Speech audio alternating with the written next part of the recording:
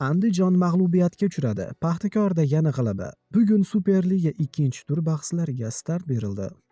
Dastlab Qo'qon 1912 Toshkentning Paxtakor jamoasini qabul qildi. Qiziqarli kechgan bahsda sherlar 1-2 hisobida g'alaba qozondi.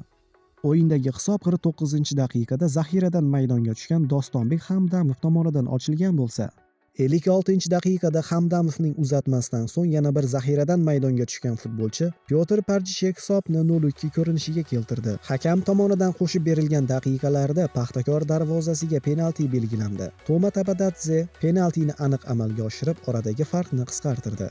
Biroq ochko olish uchun bu yetarli bo'lmadi. 1-2 uchrashuv shu hisobda yakunlandi. Kunning ikkinchi uchrashuvi Navoiyda bo'lib o'tdi. Unda Qizilqum Andijon jamoasini qabul qildi.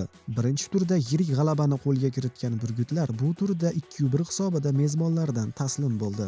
Ahamiyatlisi shundaki, Andijon darvoza sohasiga deyarli aniq zarba bera olmadi. Dastlabki gol 35-daqiqada Qizilqum yarim himoyachisi Jambuli Jigauri tomonidan kiritildi. Ikkinchi bo'limning 76-daqiqasida Andijonning gruziyalik yarim himoyachisi Aleksandr Adronakashvilining jarimadan yo'llagan kuchli zarbasi bilan muvozanatni tikladi. Ammo 80-daqiqada Islom Kenjaboyev gol urib jamoasini yana oldinga olib chiqdi. 2-1.